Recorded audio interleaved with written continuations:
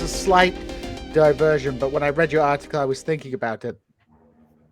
I mean, what do you make of the arguments that, for example, the post-Civil War movements in the United States, such as the Ku Klux Klan, those kind of groups, might be regarded as kind of proto-fascist movements? I mean, whenever it comes to that, it really does seem like the valence of fascism is what's important there. That you're describing these things as evil as Nazi Germany, and I would agree with that moral conclusion. But I don't understand why we need to import a term which emerged in a very particular context to a moment that long preceded it, and that is whose history I would say is more closely tied to indigenous American traditions of racism and slavery and capitalism and white supremacy and all of those things. I don't understand what fascism gets you necessarily. It gets you the moral critique, but it doesn't get you much analytical purchase, because how is a term that was really used to describe a very peculiar movement in the 20s and 30s relate what happened in post-Reconstruction America? It doesn't really make sense to me. So on this kind of like uh, question of terminology, you think from a, let's say, a scholarly perspective, or from the perspective of analytical utility, it's best to just keep fascism to refer to these historical movements,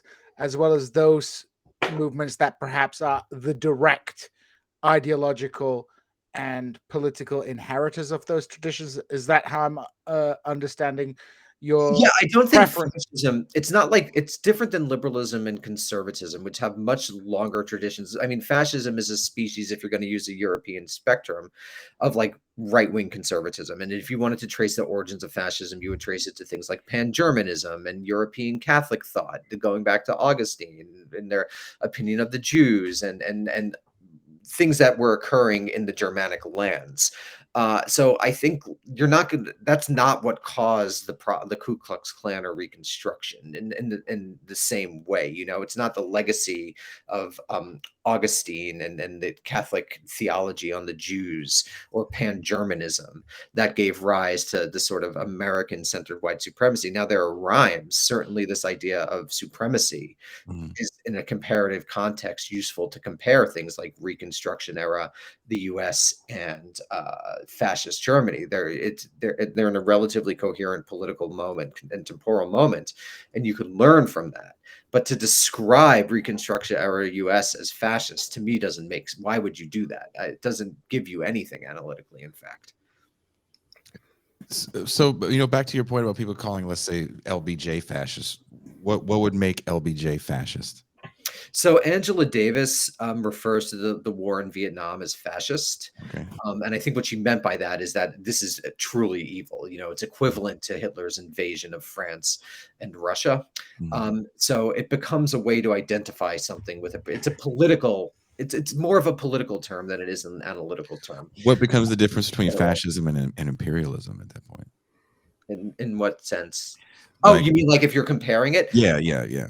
I think one would argue, this isn't what Davis argues, so I'm just talking generally now. I think one would argue that the sort of rapacious elements of fascism were meaningfully similar to what LBJ was doing in Vietnam. I don't agree. Mhm. I don't think they're like the motivations of American imperial action in the 1960s are that similar to what Hitler was doing in his search for Lebensraum, except insofar that they are both expansionist. Mhm. But to me, I think it's again mostly a political moral term and not really an analytical one when people call it LBJ or Vietnam fascist. So I think that's like to kind of follow up on that. I think that's a very important point, which you know I you know I want to ask, as it's kind of hinted at in the article, but I don't think fully go into the topic of it.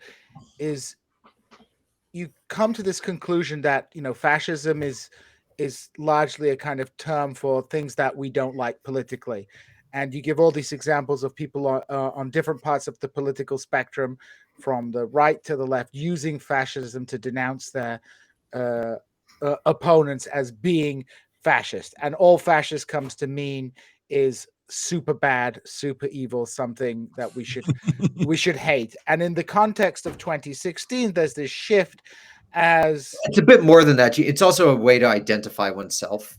right. You know, as all political languages, as you both know, it's a form of castigation and a form of identification. Hello. So it's basically you are okay. We had a break and I didn't lock my door. What I wanted to ask then is like, what is the political role in self-definition of, what is the political role in self-definition of Democrats and the left in the Trump era? Yeah. Okay, a couple things. So, as I've argued elsewhere, I think we live in a moment of anti-popular politics. That's how I put it in the piece. And what I mean by that is that there are very few meaningful ways for ordinary people to meaningfully affect policy or what is actually done in this country. And I think many studies have shown that elite interests are listened to, and public interest, the public opinion is not like a determining force of much policy.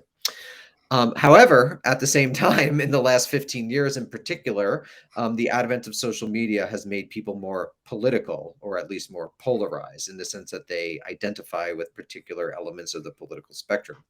So you have a moment of extreme polarization, and particularly on social media, which is a lot of where this debate took place. And you have a moment of anti-popular, anti-mass politics.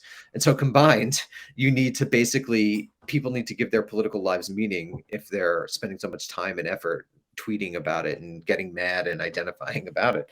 And so I think what they've done is constructed a struggle between fascists, like the most evil that one can imagine in the North Atlantic imagination in the 20th century, certainly, and themselves as good people.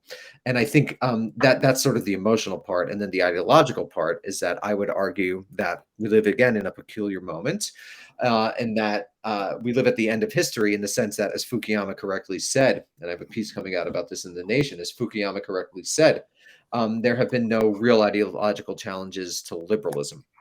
In fact, I think we're entering a post-ideological moment. Like, I don't think China or Russia are promoting any particular ideology like the Soviet Union and the People's Republic was doing in the Cold War. And unless if you consider nationalism a form of ideology, which it is, but not in the same way that communism is, they kind of run parallel.